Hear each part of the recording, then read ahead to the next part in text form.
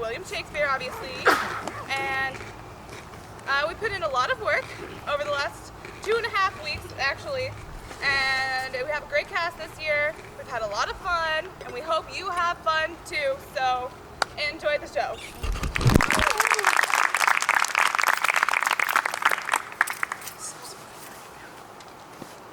I learned in this letter that Don Pedro of Aragon comes this night to Messina.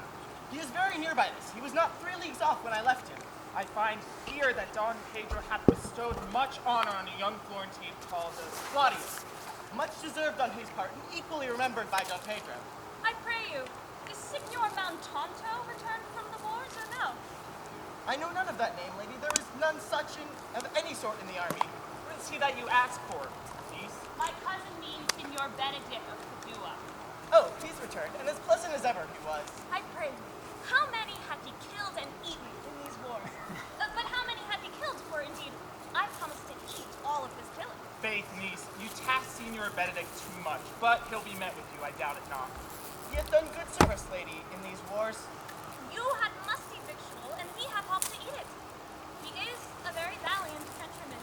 He hath an excellent stomach. You must not, sir, mistake my niece. There is a kind of merry war between Signor Benedict and her. They never meet, but there's a skirmish of wit between them. Alas, he gets nothing by that. In our last conflict, 4 of his 5 wits went halting off, and now is the whole man governed with one. Who is his companion now? He hath every month a new sworn brother. He is most in the company of the right noble Claudia. Oh, Lord, hang upon him like a disease.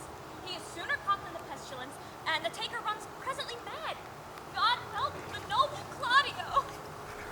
Don Pedro is approached. Ah, good Signor Leonardo, you've come to meet your trouble. Never came trouble to my house in the likeliness of your grace. For trouble being gone, comfort should remain. But when you depart from me, sorrow abides and happiness takes its leave. You accept your charge too willingly.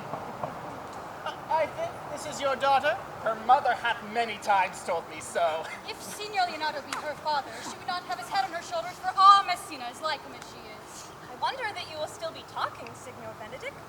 Nobody marks you.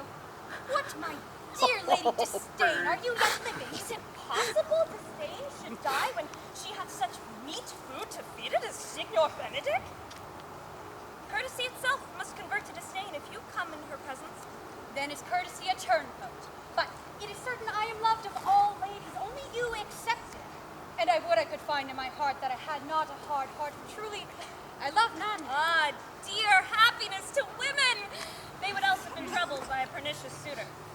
I thank God in my cold blood I am of your humor for that.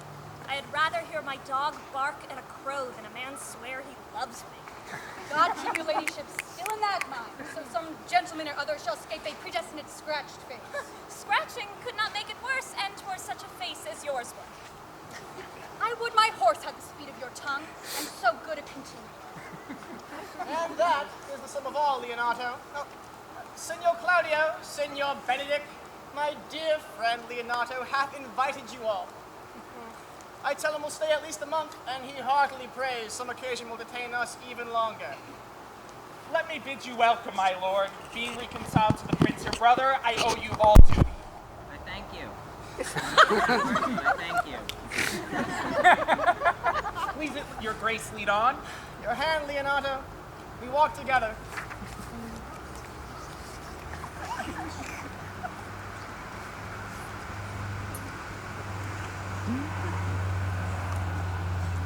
Benedict, didst thou note the daughter of Signor Leonato? I noted her not, but I looked on her. Is she not a modest young lady? Why, faith, methinks she's too low for a high praise, too brown for a fair praise, and too little for a great praise. Thou thinkest I am in sport. I pray thee, tell me truly how thou likest her. Would you buy her that you inquire after her? Can the world buy such a jewel? Yea, and a case to put it into. In mine eye, she is the sweetest lady that ever I looked on. I can see yet without the spectacles, and I see no such matter. There is her cousin, and she were not possessed with a fury, exceeds her as much in beauty as the 1st of May doth the last of December.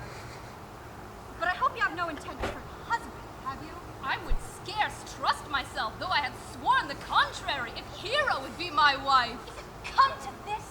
Shall I never see a bachelor of 60 again? Look, Don Pedro's returned to secret. What secret hath held you here, that you follow not the Leonatos? I would your grace would constrain me to tell. I charge thee on thy allegiance. You hear, Count Claudio? I can be secret as a dumb man. I'd have you think so, but on my allegiance. Mark me this, on my allegiance, he is in love. With who? Mark how short his answer is. With Hero, Leonato's short daughter. Amen then, if you love her, for the lady is very well worthy. That I love her, I feel. That she is worthy, I know. But I neither feel how she should be loved, nor know how she should be worthy, is the opinion that fire cannot melt out of me. I will die in it at the stake. Thou wast ever an obstinate heretic in the despite of beauty. And never could maintain his part, but in the force of his will. That a woman conceived me, I thank her. That she brought me up, I likewise give most humble thanks. But all women shall pardon me, I will live a bachelor. I will see thee, ere I die, look pale with love. With anger, sickness, with hunger, my lord, not with love. Well, you temporize with the hours. Oh, repair you to Leonatos, commend me to him, tell him I will not fail him at supper, for he hath made great preparation. My liege, your highness now may do me good. My love is thine to teach. Teach it but how? And thou shalt come to see how apt it is to learn any hard lesson that may do thee good. Now I am returned, and that war thoughts have left their places vacant, in their rooms come thronging soft and delicate desires, all prompting me how fair young Hero is, saying, I liked her ere I went to wars. Thou dost love fair Hero, then cherish it. And I will break with her and her father, and thou shalt have her. Was not to this end that thou beganst to twist so fine a story? How sweetly you do minister to love that knows love's grief by his complexion. I know. We shall have a reveling tonight. I will assume thy part in some disguise, and tell fair Hero that I am Claudio. Then, in her bosom, I'll unclasp my heart and take prisoner her hearing with strong encounter of my amorous tale. Then after, to her father I shall break, and the conclusion is, she shall be thine. In practice, let us put it presently.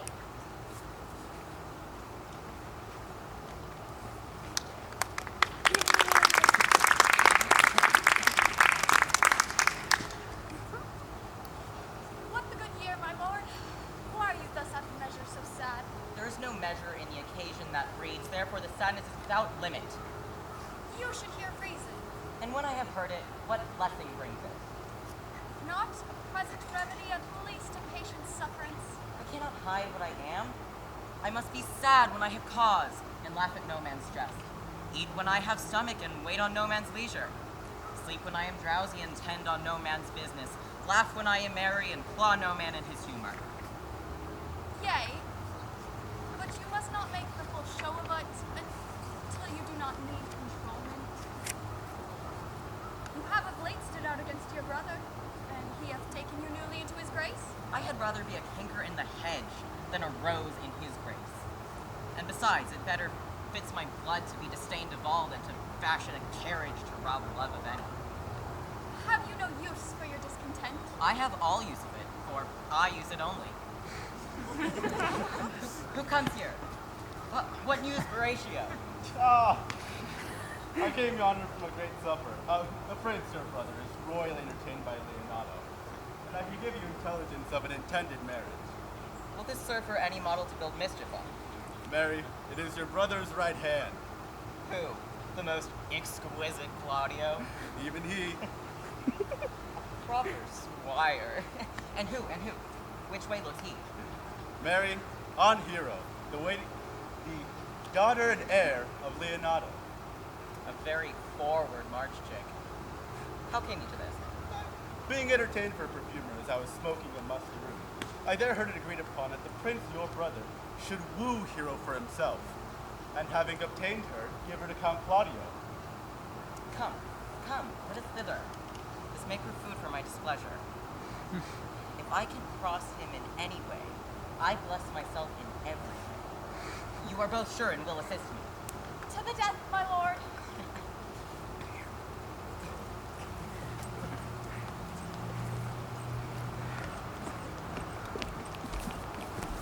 Was not Count John here at supper?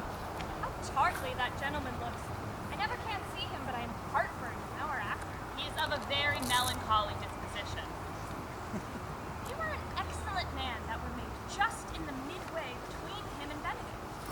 The one is too like an image, and says nothing. And the other, too like my lady's eldest son, evermore tattling.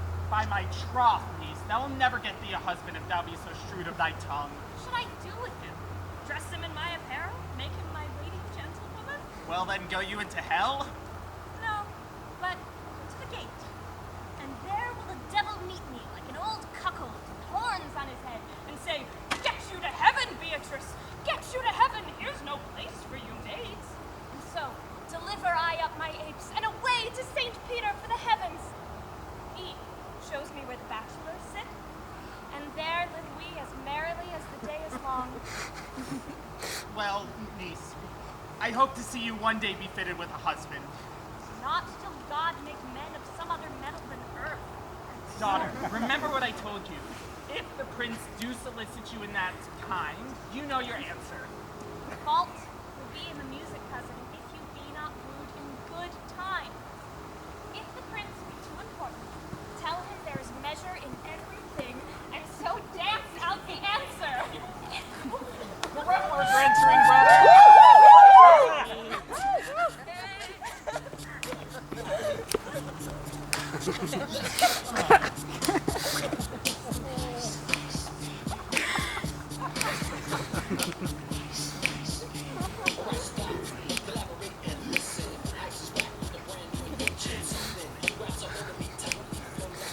But you walk about with your friend, my lady.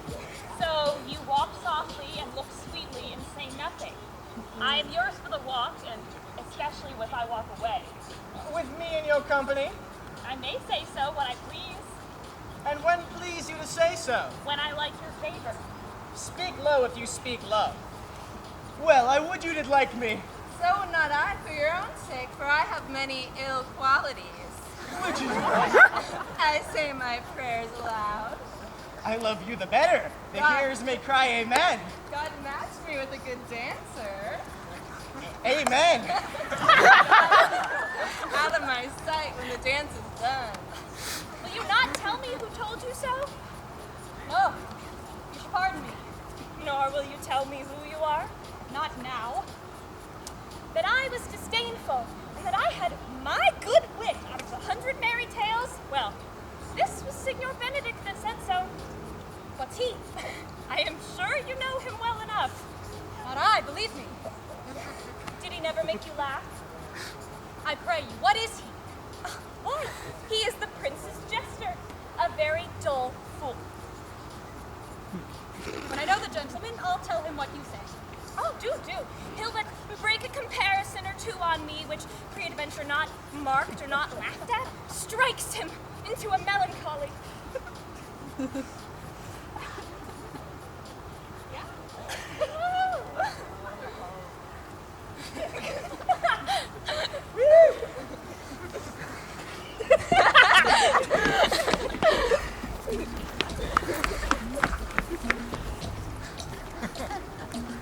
So, my brother is amorous on Hero and hath drawn her farther to break with him about it.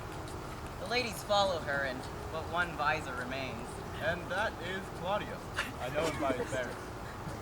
Hey, are you not Signor Benedict? You know me well, I am he. Signor, you are very near my brother in his love. He is enamored on Hero. I pray you dissuade him from her. She is no match for his birth. He would do the part of an honest man in it. How know you he loves her? I heard him swear his affection. So did I too. And he swore he would marry her tonight. Come, let us to the banquet.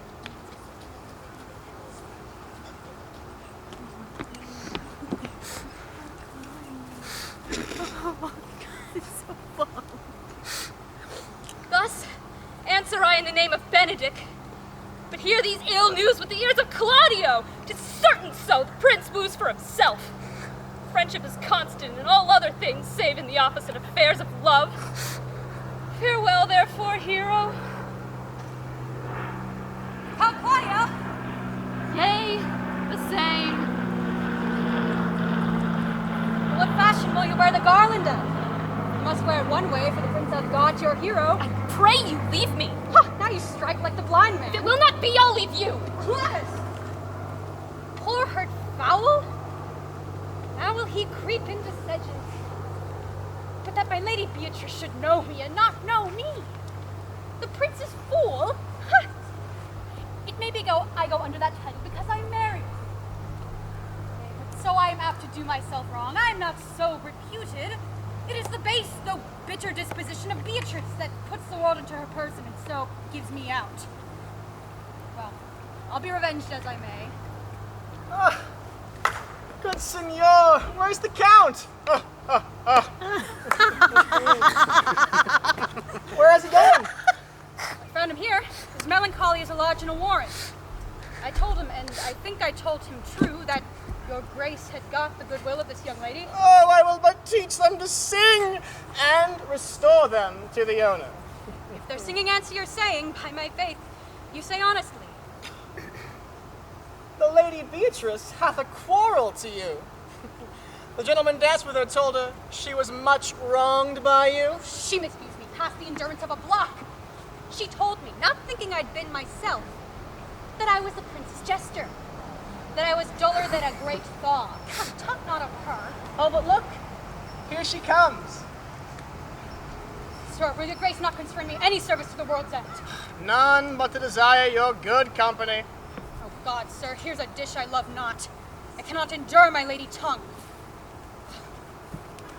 Come, my lady, come. You've lost the heart of Signor Benedict.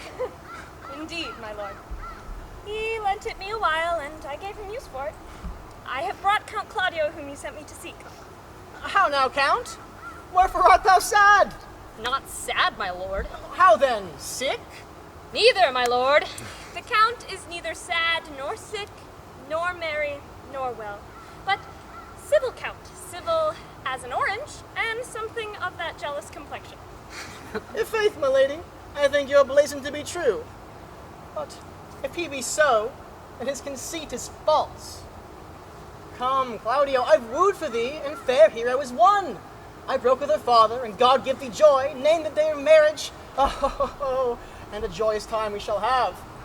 Count, take of me my daughter, and with her my fortunes. His grace hath made the match, and a grace say amen to it. Speak, Count, 'tis your cue. Silence is the perfectest herald of joy. Lady, as you are mine, I am yours. I give away myself for you and dote upon the exchange. Speak, cousin! Or, if you cannot, stop his mouth with a kiss and let not him speak either. Lady, you were born in a merry hour. Yea, my lord. My cousin tells him in his ear that he is in her heart. And so she doth, cousin! Good Lord for alliance! And thus goes every one to the world but I, and I am sunburnt. I may sit in a corner and cry, hey-ho, for a husband. My lady, I will get you one. I'd rather have one of your father's getting. Hath your grace ne'er a brother like you? Would thou have me, my lady? No, my lord. Unless I might have another for working days. Your grace is too costly to wear every day. But I beseech your grace pardon. I was born to speak all mirth and no matter. Oh, your silence offends me most. For you were born in a merry, merry hour. Niece, will you look to these things I told you of? I cry you mercy, uncle. By your grace's pardon. By my troth, a pleasant-spirited lady. There's little of the melancholy element in her, my lord.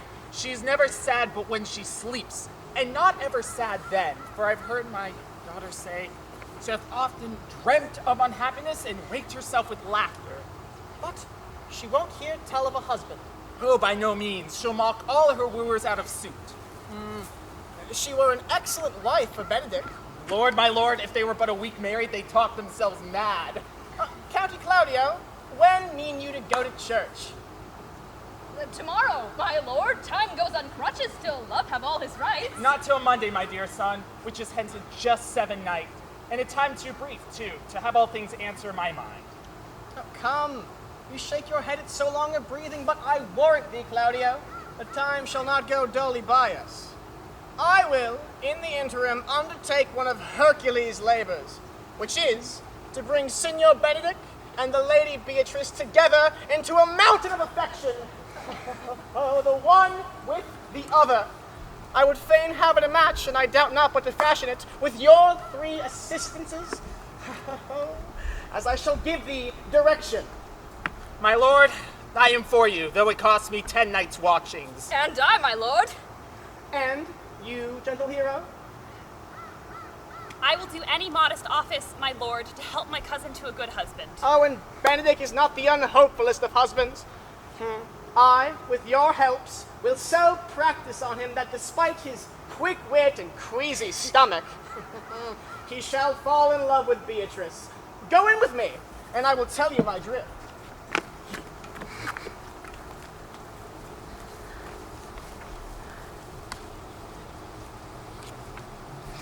It is so. Count Claudio shall marry the daughter of Leonato. Yea, my lord, but I can cross it. How canst thou cross this marriage? Not honestly, my lord, but so covertly that notice honest you shall appear to me. Show me briefly how. I think I told your lordship a year since how much I am in the favor of Margaret, the waiting gentlewoman to Hero. I remember. I can, at any unseasonable instant of the night, appoint her to look out at her lady's chamber window. How will that be the death of this marriage? The poison of that lies in you to temper. Go you to the prince your brother. Spare not to tell him that he hath wronged his honor in marrying the renowned Claudio to a contaminated stale, such a one as Hero. What proof shall I make of that? Proof enough to misuse the prince, to vex Claudio, to undo Hero, and kill Leonato. Only to despite them will I endeavor anything. Go then. Find me a met hour to draw Don Pedro and Count Claudio alone. Tell them that you know Hero loves me. Offer them instances which shall bear no less likelihood than to see me at her chamber window. Hear me call Margaret Hero. Hear Margaret turn me Claudio. And bring them to see this the very night before the intended wedding. And thus shall appear such seeming truth of Hero's disloyalty that jealousy shall be called assurance, and all the preparation overthrown. Grow this to what adverse issue it can. I will put it in practice. Dun, dun, dun. I do much wonder that one man, seeing how much another man is a fool when he dedicates his behaviors to love, will, after he hath laughed at such shallow follies in others, become the argument of his own scorn by falling in love. And such a man is Claudio. May I be so converted and see with these eyes? One woman is fair, yet I am well. Another is virtuous, yet I am well. Another wise, yet I am well. But until all graces be in one woman, no woman shall come in my grace. The prince and Monsieur Love, I will hide me in the arbor. Come, shall we hear this music? My good lord. How still the evening is. That's hushed on purpose to grace harmony.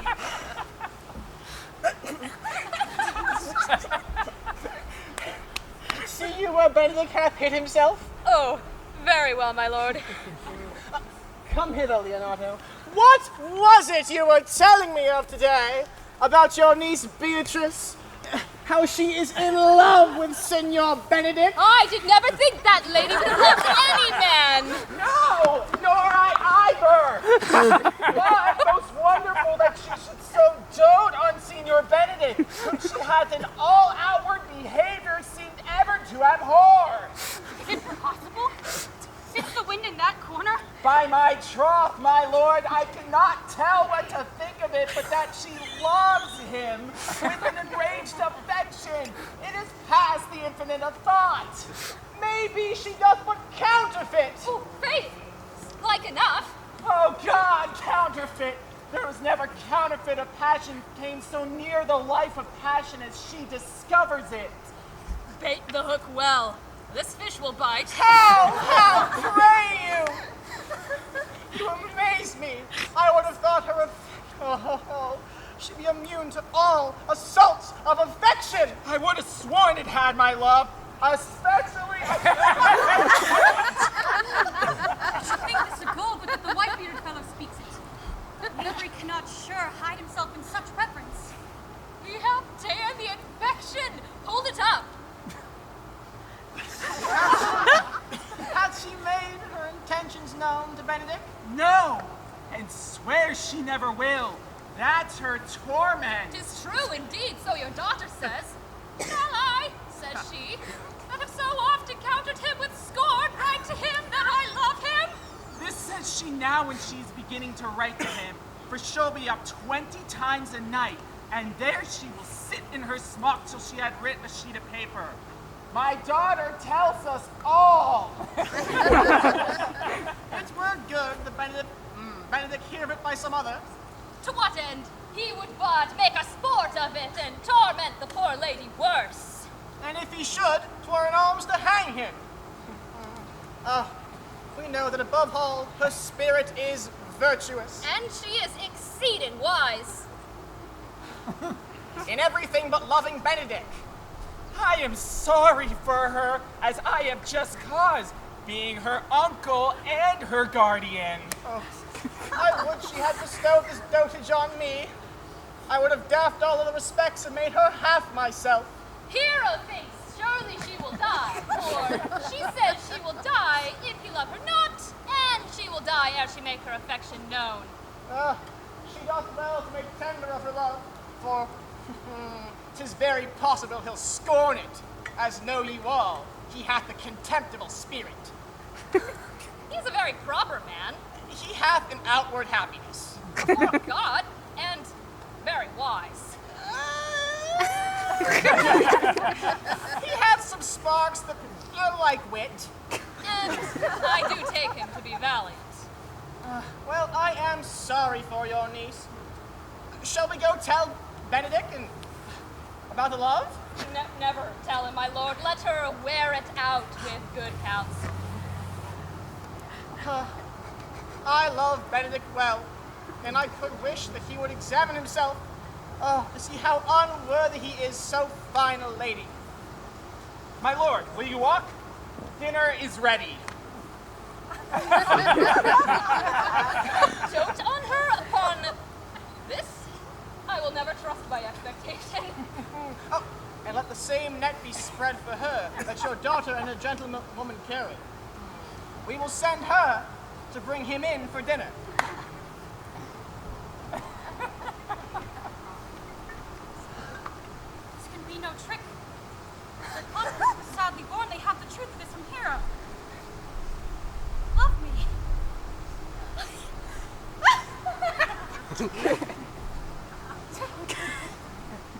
It must be requited. I hear how I am censured. They say I will bear myself proudly if I receive the love come from her. They say, too, that she would rather die than give any sign of affection. I may chance have some odd quirks and remnants of wit broken on me because I have railed so long against marriage. But doth not the appetite alter? When I said I would die a bachelor, I didn't think I should live till I were married. Comes Beatrice. By this day, she is a fair lady. I do spy some marks of love in her. Against my will, I am sent to bid you come in to dinner. Fair Beatrice, I thank you for your pains. I took no more pains for those thanks than you take pains to thank me. If it had been painful, I would not have come. You take pleasure in the message, then? Yea. Just so much as you may take upon a knife's point and choke a dog withal. Are you not hungry, Signor? Fare you well. Ha! Against my will, I am bid thee come to dinner. There's double meaning in that. I took no more pains for those thanks than you took pains to thank me. That's as much as to say any pains I take for you is as easy as thanks. If I do not take pity of her, I'm a villain. Good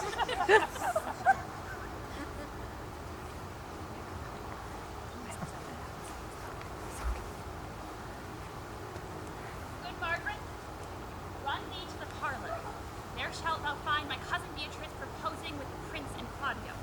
Whisper her ear, and tell her I and Ursula walk in the orchard, and our whole discourse is all of her. Say that thou overheardst us, and bid her steal into the pleached bower. There will she hide her, to listen our purpose. I'll make her come. I warrant you presently. Now, Ursula, when Beatrice doth come, our talk must only be of Benedict. When I do name him, let it be thine part to praise him more than ever man did merit. My talk to thee must be how Benedict is sick in love with Beatrice. Fear you not my part of the dialogue. Then go we near her, that her ear lose nothing of this false sweet bait we lay for it.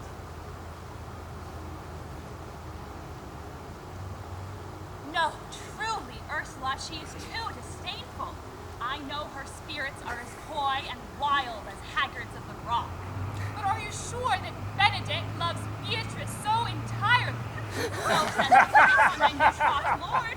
And did they bid you tell her of it, madam? They did entreat me to acquaint her of it, but I persuaded them, if they loved Benedict, to wish him wrestle with affection, and never to let Beatrice know of it. Why did you so? Doth not the gentleman deserve as full as fortunate a bed as ever Beatrice shall couch upon? I know he doth deserve as much as may be yielded to a man, but nature never framed a woman's heart of prouder stuff than that of Beatrice. Disdain and scorn ride sparkling in her eyes, misprizing what they look on, and her wit values itself so highly that to her all matter else seems weak. She cannot love, nor take no shape nor project of affection. She is so self-endeared. Sure, I think so. And therefore certainly it were not good she knew his love, lest she make sport at it. Why, you are right, but who dare tell her so? If I were to speak, she would mock me into air. Therefore, let Benedict, like covered fire, consume away in size, waste inwardly. It were a better death than die with mocking, which is as bad as die with tickling. Yet tell her of it, hear what she will say. No, rather I will go to Benedict and counsel him to fight against his passion. Oh, do not do your cousin such a wrong. She cannot be so much without true judgment as to refuse so rare a gentleman as Signor Benedict. He is the only man of Italy. Always accepted, my dear Claudio. I pray you be not angry with me, madam, speaking my fancy. When are you married, madam? Why, every day, tomorrow. Come, go in. I'll show thee some attires and have thy counsel which is best to furnish me tomorrow. She's slimed, I warrant you. We have caught her, madam. If it proves so, then loving goes by halves. Some Cupid kills with arrows, some with traps.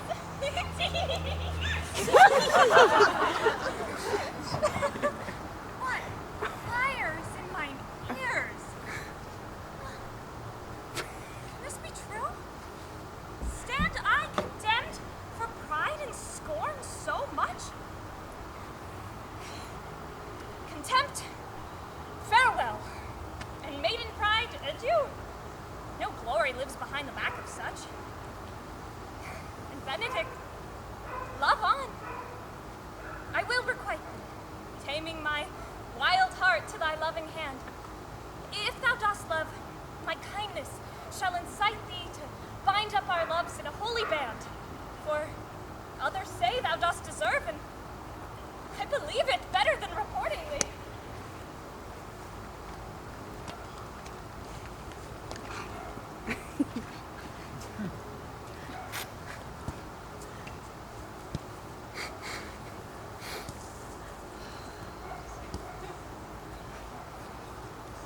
Gallants, I'm not as I've been. So say methinks you're a satyr. I hope he be in love. Hang him, truant.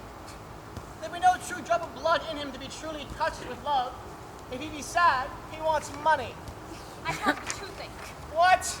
Sigh for a toothache. Yet say I, he's in love. He hath no appearance of fancy in him, unless it be a fancy for strange disguises, unless he hath a fancy to this foolery, which, if he hath, he is no fool for fancy, as you would have it appear he is. That's as much to say the sweet youth in love. The greatest note of it all is his melancholy. And when was he wont to wash his face? or paint himself, for the which I've heard what they say of him. Nay, but his jesting spirit, which now is crept into a lute string and is now governed by stops? Oh, it makes a heavy tale for him. Conclude. He's in love. Nay, but I know who loves him. Oh, what did I know too? I warrant one who knows him not. Yet this is no charm for the toothache. Come, Monsignor, walk aside with me. I studied 8 or 9 wise words to speak to you that these hobby horses must not hear.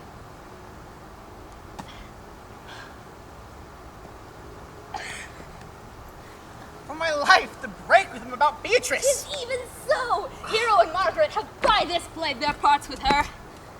My lord and brother, God save you. Good den, brother. If your leisure served, I would speak with you.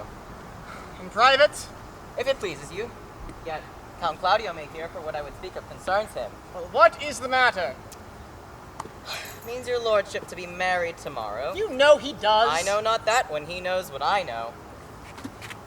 If there be any impediment, I pray you discover it. I came hither to tell you, and certain circumstances shortened, for she has been too long a talking of. The lady is disloyal. Who?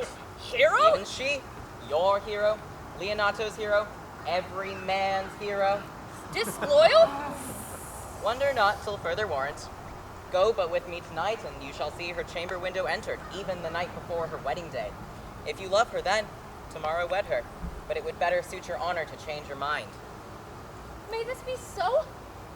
I should think it not. If you dare not trust that you see, confess not that you know. If you will follow me, I will show you enough.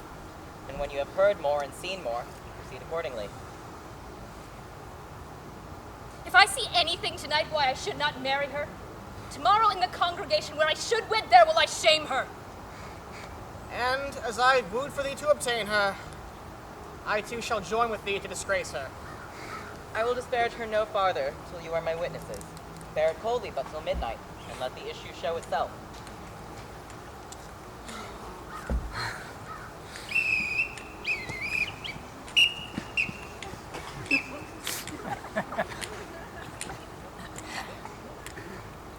Are you good men and true? Yea, or else it were pity, but they should suffer the consequences, body and soul. Nay, that were a punishment too good for them if they should have any allegiance in them being chosen for the prince's watch. Well, give them their charge, neighbor Dogberry. First, who think you the most desertless man to be constable? You Otek, sir, or George Seacole, for they can write and read. Come hither, neighbor Seacole. To be a well-favored man is a gift of fortune, but to read and write comes by nature. Both of which, Master Constable. You have. I knew it would be your answer. You are not here to be the most senseless and fit man for the constable of the watch. Therefore, bear you the lantern. This is your charge. You shall comprehend all vagrom men. You are to bid any man stand in the prince's name. House they will not stand. Why then take no notice of them, but let them go, and presently call the rest of the watch together, and thank God you are rid of a knave.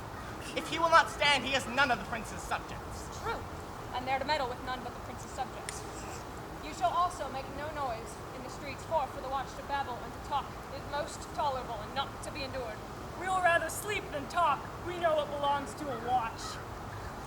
Why, you speak like an ancient and most witty fellow, for I cannot see how sleeping shall offend, only have a care that your bills be not stolen. Well, you are to go to all the alehouses and bid those that are drunk get them to bed. But what if they will not? Why, then let them alone till they are sober. If they make you not then the better answer, you may say, they are not the men you took them for. Well, sir. If you meet a thief, you may suspect him by virtue of your office to be no true man. And for such kind of men, why, the less you meddle or make with them, the more is for your honesty. If we know him to... If we know him to be a thief, shall we not lay hands on him? Oh, surely by your office you may, but I suspect they that touch pitch will be defiled. The most peaceable way for you, if you do take a thief, is to let him show himself what he is and steal out of your company. If a child cries out in the night, you must call to the nurse and bid her still it. How if the nurse be asleep and will not hear us? Or then depart in peace and let the child wake her with crying. For that ewe that will not hear her lamb and obeys will never answer a calf when he bleats. It's very true. This is the end of the charge. You, constable, are to present the prince's own person. If you meet the prince in the night, you may stay him. Nay, byre lady, that I think they cannot. 5 shillings to an honor with any man who knows his statutes, he may stay him. Marry, not without the prince be willing, for the watch ought to offend no man, and it is an offense to stay a man against his watch. Byre lady, I think it be so. Well, masters, good night. Keep your fellows' counsels on your own, and good night. Come, neighbor. Well, masters, we have our charge. Let us sit here upon the church bench until 2, and then all to bed. One more word, honest neighbors. I pray you watch about Signor Leonardo's door. For the wedding being there tomorrow, there is a great coil tonight. Adieu. Be vigilant. I beseech you. What, Conrad? Stir not! Conrad, I say! Here, man, I am at thy elbow. Come thee close then, under this penthouse, for it drizzles rain, and I will, like a true drunkard, utter all to thee. Some treason masters yet stand close. Therefore know that I have tonight, from Don John, earned 1,000 ducats. Is it possible that any villainy be so dear? Thou shouldst rather ask if it were possible any villainy should be so rich. For when rich villains have need of poor ones may make what price they will. I know that deformed. Has been a vile thief this 7 year, who goes up and down like a gentleman. I remember his name. Didst thou not hear somebody? No, 'twas the vein on the house. Not so neither. But know that I have tonight wooed Margaret, the lady hero's waiting gentlewoman, by the name of Hero. She lays me out at her mistress's chamber window, bids me 1,000 times good night. I tell this tale vilely, but thou should first know how Don John, Don Pedro, and the Count Claudio, planted possessed by my master, Don John, saw all of this amiable encounter. And thought they Margaret was Hero? 2 of them did, the prince and Count Claudio, but the devil my master knew that she was Margaret. And, upon seeing all this, away went Claudio in rage. He swore he would go tomorrow morning and see her and before everyone, before the whole congregation, send her home again without a husband. We charge you in the prince's name. Stand! Call up the right master constable. We have here recovered the most vile piece of lechery that ever was known in the Commonwealth. Masters? Never speak. We charge you. Let us obey you to go with us.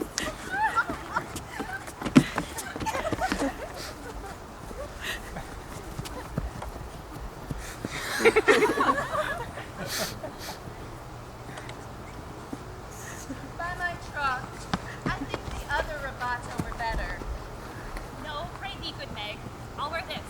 By my troths, not so good. And I warrant your cousin will say so. My cousin's a fool, and thou art another. I'll wear none but this. I like the new tire within excellently, if the hair were a thought browner. And the gown's a most her fashion, in faith. I saw the Duchess of Milan's gown that they praise so. Oh, that exceeds, they say. By my troths, but a nightgown in respect to yours. God give me the joy to wear it. My heart is exceedingly heavy. 'Twill be heavier soon by the weight of a man. Fie upon thee, art not ashamed? Of what, lady? Of speaking honorably? Is not marriage honorable in a beggar? Is not your lord honorable without marriage? Ask by Lady Beatrice else. Here she comes. Good morrow, cuz. Good morrow, sweet hero. Why, how now? You speak the sick too? I am out all other tune, methinks. 'Tis almost 5 o'clock, and 'tis time you were ready. Oh, by my troth, I am exceeding ill. Hi-ho. For a hawk, a horse, or a husband? For the letter that begins them all. H.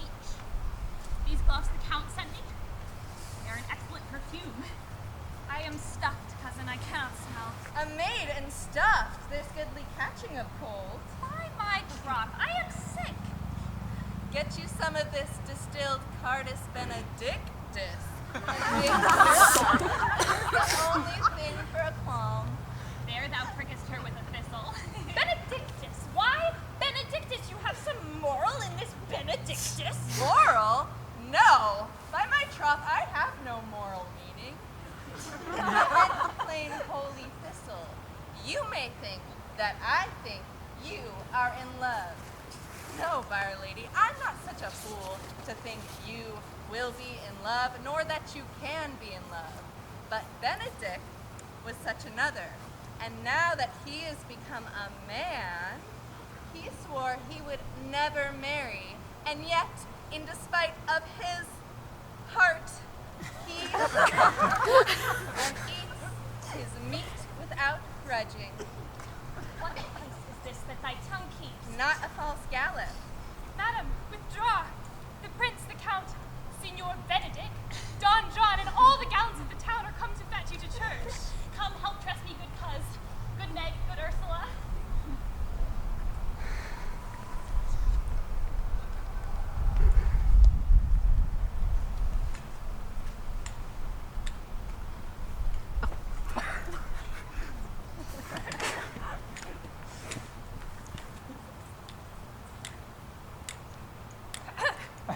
What would you have with me, honest neighbors?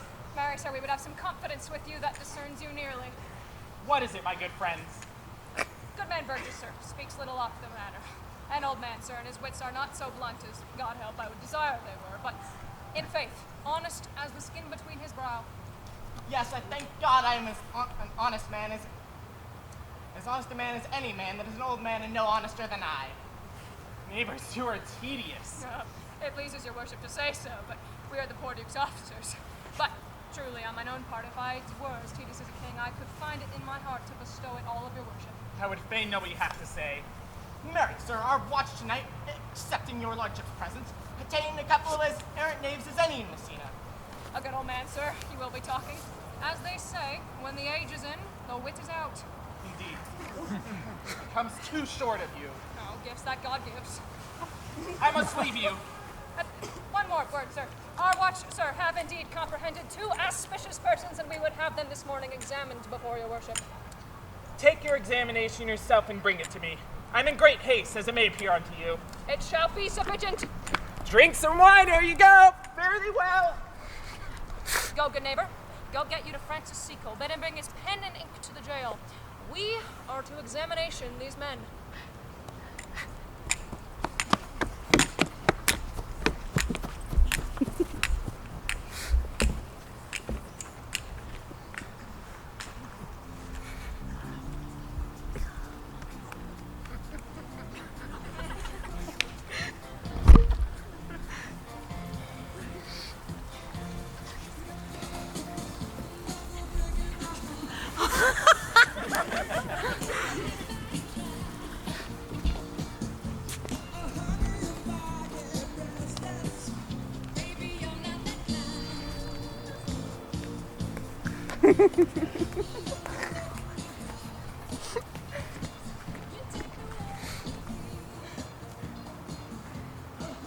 Come, Friar Francis, be brief. Only to the plain form of marriage, and you shall recount their particular duties afterwards. Come hither, my lord, to be married to this lady? No. To be married to her, Friar. You come to marry her. My lady, do you come to marry this count? I do. If there is any inward impediment on why you should not be conjoined, charge you on your souls to utter it. Know you any, hero? None, my lord. Know you any count? I dare make his answer. None. Stand thee by, friar. Father, will you with free and unconstrained soul give me this maid, your daughter? As freely, son, as God did give her me. There, Leonato, take her back again. Give not this rotten orange to your friend. Behold, how like a maid she blushes here. Would not you swear, all you that see her, that she were a maid by these exterior shows? But she is none. She knows curious bed. Her blush is guiltiness, not modesty. My lord, what do you mean? Not to be married, not to knit my soul to an approved wanton. Dear my lord, if you in your own proof had vanquished the resistance of her youth and made defeat of her virginity— No, Leonato, I never tempted her with word too large, but as a brother to his sister showed bashful sincerity and comely love. And seemed I ever otherwise to you? You seem to me as Diane in her orb, as chaste as is the bud ere it be blown. You are more intemperate in your blood than Venus are those pampered animals which rage in savage sensuality. Is my lord well that he doth speak so wide? Sweet prince, why speak not you? What should I speak? I stand here, my honor disgraced, having gone about to link my dear friend to some common stale. Are these things spoken, or but do I dream? Sir, they are spoken, and these things are true. Let me but move one question to your daughter, and by that fatherly and kindly power that you have in her, bid her answer truly. I charge thee to do so, as thou art my child. What man was he? Talked with you yesternight out at your window betwixt 12 and 1? I spoke with no man at that hour, my lord. Why, then you are no maiden! Leonato, I'm sorry you must hear this, but upon mine honor, myself, my brother, and this most grieved count did see her, hear her, at that hour last night, converse at her chamber window with a ruffian, who hath indeed, much like a liberal villain, confessed to the vile deeds they've performed 1,000 times in secret. Oh, hero! What a hero hadst thou been, if half thy outward graces have been placed about thy thoughts, counsels of thy heart! Why, how now, cousin? Wherefore sink you down? Come, let us go. These things come thus to light, smother her spirits up. How doth the lady? Dead, I think. Help, uncle, hero, why, hero? Uncle, Signor Benedict. Oh, fate! Take not away thy heavy hand. Death is the fairest cover for her shame that may well be wished for. How now, cousin hero? Have comfort, lady. Wherefore? Why doth not every earthly thing cry shame upon her? Could she here deny the story that is printed in her blood? Sir, be patient. I, for my part, am so attired in wonder I know not what to say. Oh, on my soul, my cousin is belied. Lady, were you her bedfellow last night? No, truly not. Although until last night I was this 12th month her bedfellow. Confirmed! Confirmed! Oh, that is stronger which is before barred up with ribs of iron! Hear me a little, for I've only been silent so long and have given way into this course of fortune. Trust not my readings nor observations, which with experimental seal doth warrant the tenure of my book. Trust not my age, my reverence, calling, nor divinity. If this lady lie, but not guiltless here under some biting error. Friar, it cannot be. My lady, what is the man who you are accused of? If I know more of any man alive than that which maiden modesty doth warrant, let all my sins lack mercy. There is a strange misprison with the princes. 2 of them have the very bench of honor. If their wisdoms be misled in this, the practice of it lives in John the Bastard, whose spirits toil in frame of villainies. I know not. If they speak but truth of her, these hands shall tear her. If they wrong her honor, the proudest of them shall well hear of it. Pause a while, and let my expressiveness bring you to my case. Your daughter here, the princess, left for dead. Bring her in and publish it that she is dead indeed. What will become of this? What will this do? Mary, this well-carried shall on her behalf change slander to remorse. That is some good. She dying as it must be maintained upon the instant that she was accused shall be lamented, pitied, and excused of every hearer. For it so falls out that we prize not to the worth whiles we enjoy it, but being lacked and lost. Why, then we rake the virtue, then we find the virtue that possession would not show us whilst it was ours. So will it fare with Claudio, when he shall hear she died upon his words, the idea of her life shall sweetly creep into his study of imagination. Then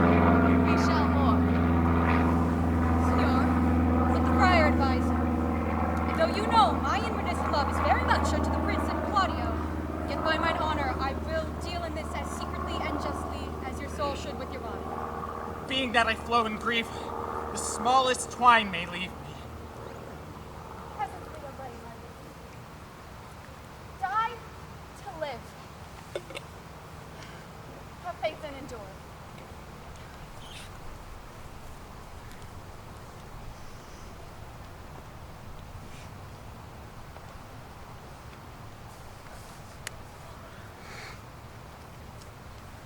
Beatrice, have you wept all this while? Yea, and I will weep a while longer. I will not desire that. You have no reason, I do it freely. Surely I do believe your fair cousin is wronged. Ah, how much might the man deserve of me that would right her? Is there any way to show such friendship? A very even way, but no such friend. I do love nothing in the world so well as you. Is not that strange?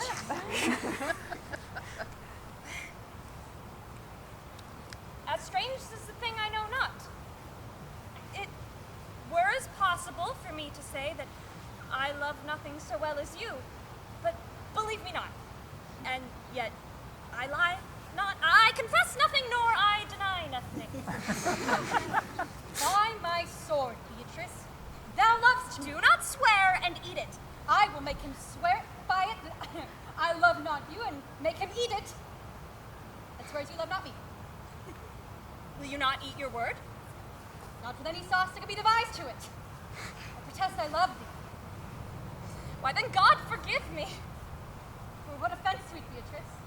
You have stayed me in a happy hour. I was about to protest I loved you. Do it with all thy heart. I love you with so much of my heart that none is left to protest. Come, bid me do anything for thee. Kill Claudio. Lost the wide world. You kill me to deny it. Farewell. Tarry, sweet Beatrice. I am here, though I am gone. There is no love in you. Nay, I pray you let me go. Beatrice. In faith, I will go. We'll be friends first. You dare easier be friends with me than fight with mine enemy? Is Claudio thine enemy? Is he not approved in the height a villain? He who hath slandered, scorned, dishonored my kinswoman? Oh God, that I were a man, I would eat his heart in the marketplace. Hear me, Beatrice. I just thought that... Sweet hero, she is wronged. She is slandered. She is undone. Beatrice. A princes and counties. A princely testimony. A goodly Count Comfict. Surely, a sweet gallant, surely. Think you in your soul, Count Claudio hath wronged Hero? Yea, as sure as I have a thought or a soul. Enough. I am engaged. I will challenge Claudio.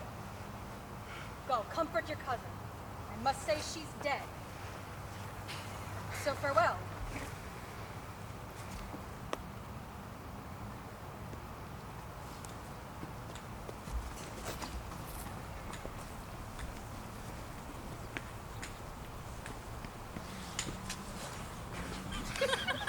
Which be the malefactors? Mary, that am I and my partner.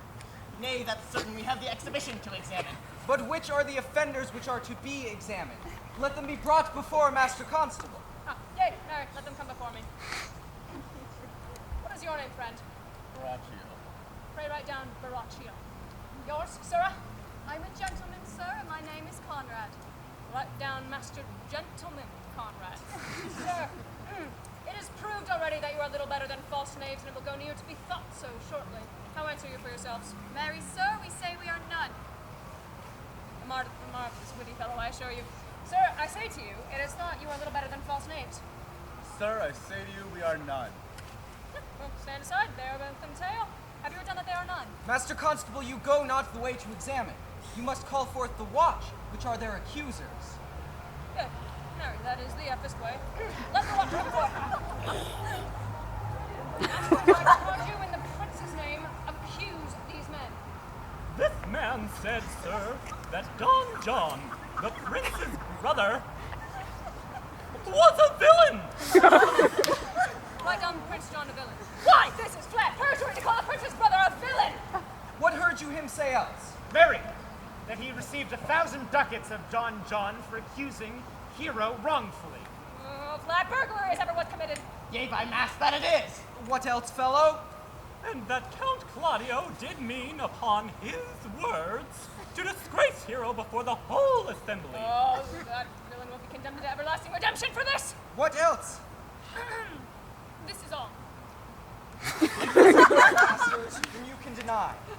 Prince John is this morning secretly stolen away. Hero was in this manner accused, in this very manner refused, and upon the grief of it, suddenly died. Let these men be bound and brought to Leonato's. I will go before and bring their examination. Come, let them be opinioned. Let them be in the hands. Ah, coxcomb? Oh, where's the sextant? I let him write down the prince's office of coxcomb. Find them, thou naughty varlet! Wait! You were an ass! You are an ass! Oh, that he were here to write me down an ass, but masters, remember that I am an ass. So if you not write down, remember that I am an ass. Take the moment. So that I had to write down that I was an ass!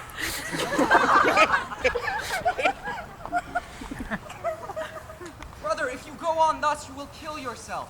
And thus 'tis not wisdom to second grief against yourself. Brother, pray thee, cease thy counsel, which falls into mine ears as profitless as water in a sieve. Now the counsel, bring me a father that so loved his child, whose joy of her is overwhelmed like mine, and bid him speak of patience. But there is no such man. Therefore give me no counsel, my griefs cry louder than advertisement. Therein do men from children nothing differ. Brother, I pray thee, peace. Yet bend not all the harm upon yourself. Make those that do offend you suffer too. Hey, that speak reason. I'll do it myself. My soul doth tell me here is belied, and that shall Claudio know, so shall the prince and all of them that thus lie to her. Here comes the prince and Claudio hastily. Good den, good den. Good day to both of you. Hear you, my lords! We have some haste, Leonato. Some haste, my lord? Well, fare you well, my lord. Are you so hasty now? Well, all is one. Hey! We have no quarrel with you, good old man. Who wrongs him? Mary, thou dissembler, thou! No, Claudio, to thy head, I say thy hast belied my innocent child. Thy slander hath gone through and through her heart, and there she lies buried with her ancestors. Oh, in a tomb where scandal never slept, save this of hers, framed by thine villainy. My villainy. Thine, Claudio, thine, I tell you. Say not right, old man. My lord, I'll prove it on his body if he dare. Away! I will not have to do with you. Can thou so daft me? Thou hast killed my child. Sir boy, I'll whip you from your foining fence. Nay, sir, as I am a gentleman, I will. Brother Antony. Oh, content yourself. God knows I loved my niece, and now she is dead, slandered to death by villains, boys, apes, braggarts, jacks, milksops. Come, 'tis no matter. Content yourself. Let me deal in this. Gentlemen, we will not wake your patience. My heart is truly sorry for your daughter's death. But on my honor, she was charged with nothing but what was true and full of proof. My lord, We will not hear it. No? Come, brother, away. I will be heard. And shall, or some of us will smart for it.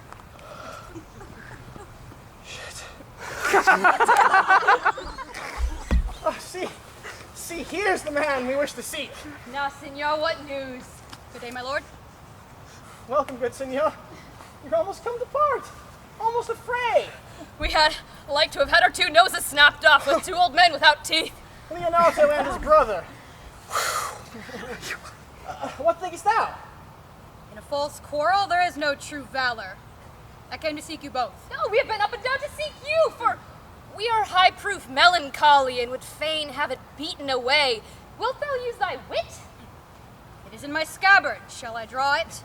Dost thou keep thy wit at thy side? Never any did so, though very many have been beside their wit.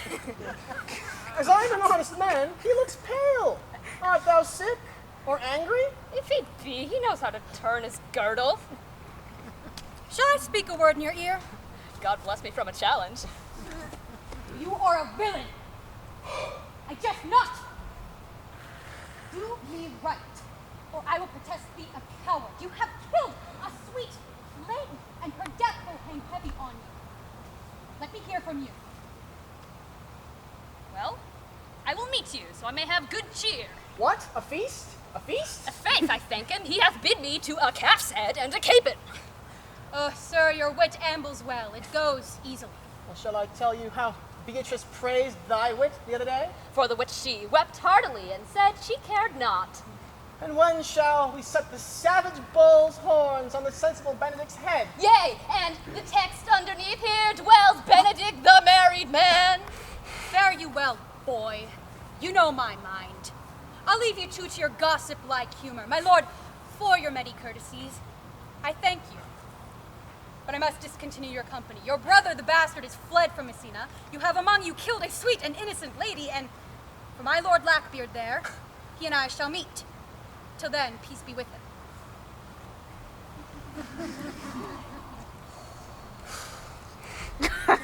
He is in earnest. Most profound, earnest. And I'll warrant you, for the love of Beatrice, He hath challenged thee. most sincerely. Be, pluck up and be sad. Did he not say my brother was fled? Come you, sir. If justice cannot tame you, she shall never weigh more reasons in her balance. Nay, and you, being a cursed hypocrite once, you must be looked to.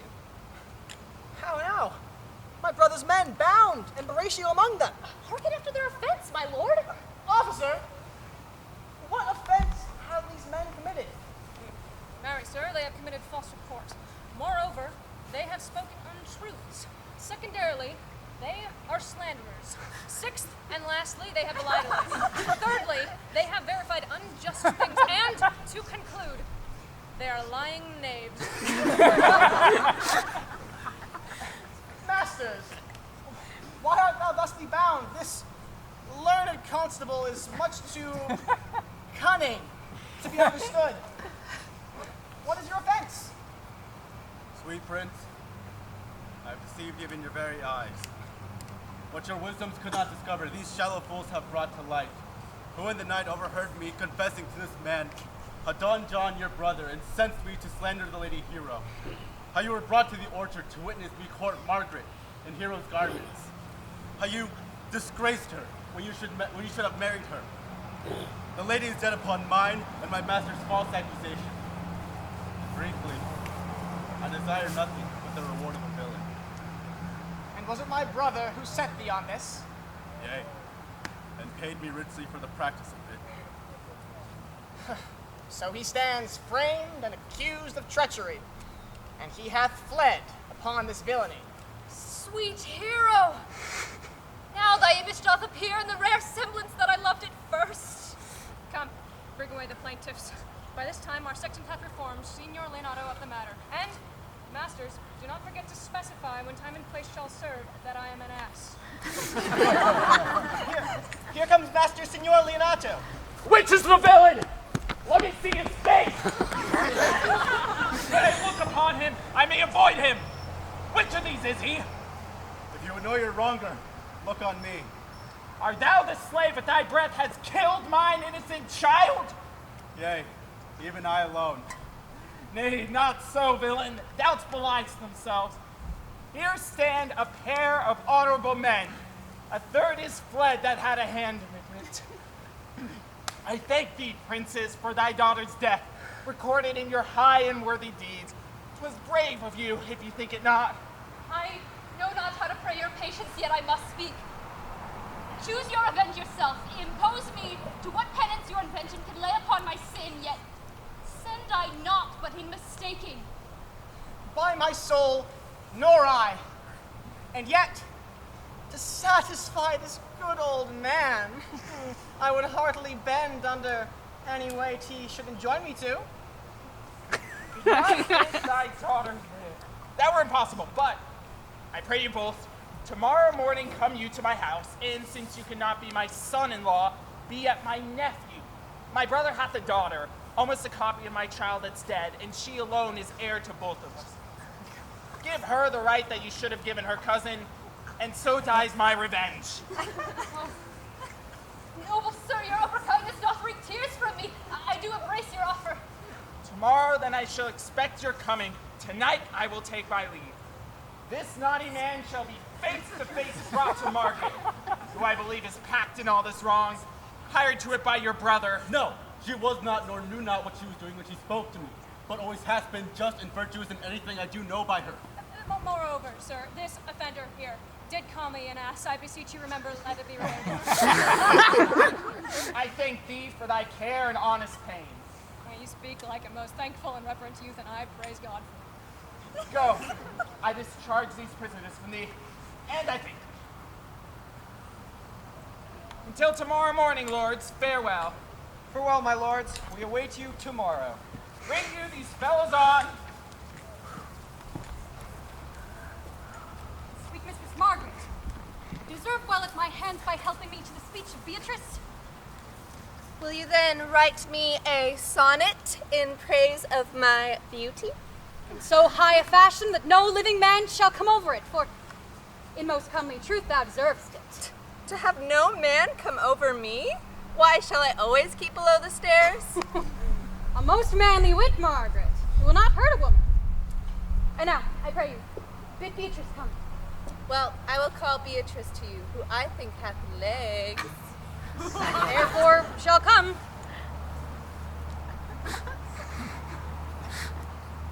God of love that sits above and knows me. And knows me how pitiful I deserve. Damn, Mary, I cannot show it in rhyme. I've tried, I can find no rhyme for lady but baby. An innocent rhyme for scorn, horn, a hard rhyme for school, fool, a babbling rhyme. Very ominous endings. Now, I was not born under a rhyming planet, nor I cannot woo in festival terms.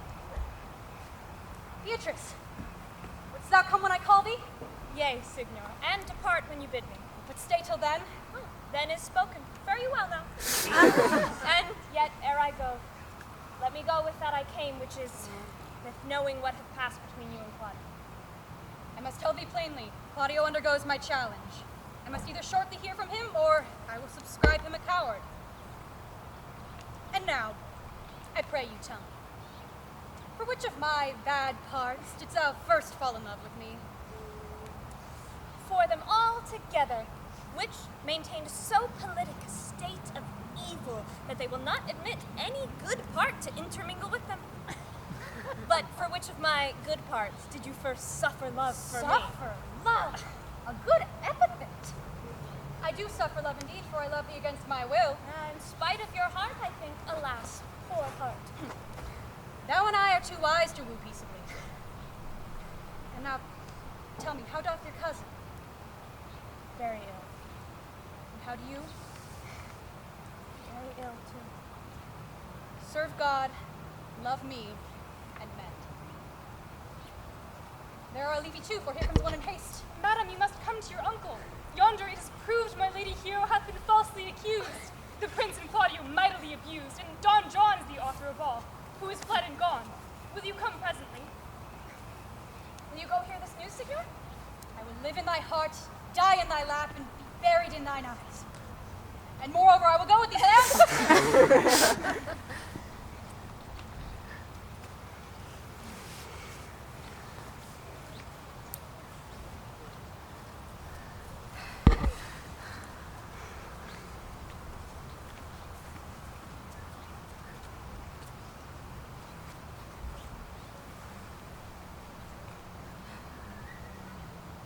Done to death by slanderous tongues was the hero that here lies. Death, in guerdon of her wrongs, gives her fame which never dies. So the life that died in shame lives in death with glorious fame. Now unto thy bones good night. Yearly will I do this right. Come, let us hence. And don other weeds, then to Leonato's we will go.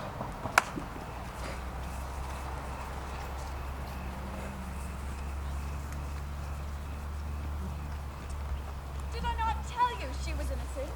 So are the prince and Claudio, who accused her upon the error that you heard debated. Well, I am glad that all things sort so well. So am I, being else by faith and forced to call young Claudio to a reckoning for it. Well, daughter, and you gentlewomen all, withdraw into a chamber by yourselves, and when I send for you, come hither mass. The prince and Claudio promised by this hour to meet me. You know your office, brother. You must be father to your brother's daughter and give her to young Claudio. Which I will do with confirmed countenance.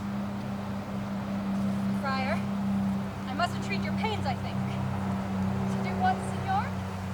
To bind me, or undo me, one of them. Signor, truth it is, good Signor, your niece regards me with an eye of favor. And I, my daughter, lent her. 'Tis most true.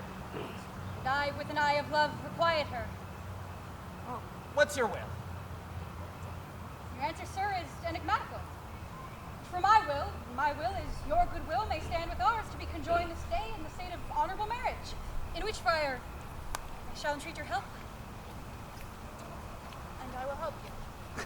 Look, here come the Prince and Claudio. Good morrow to the spare assembly. Good morrow, Prince. Good morrow, Claudio. Good morrow, Benedict.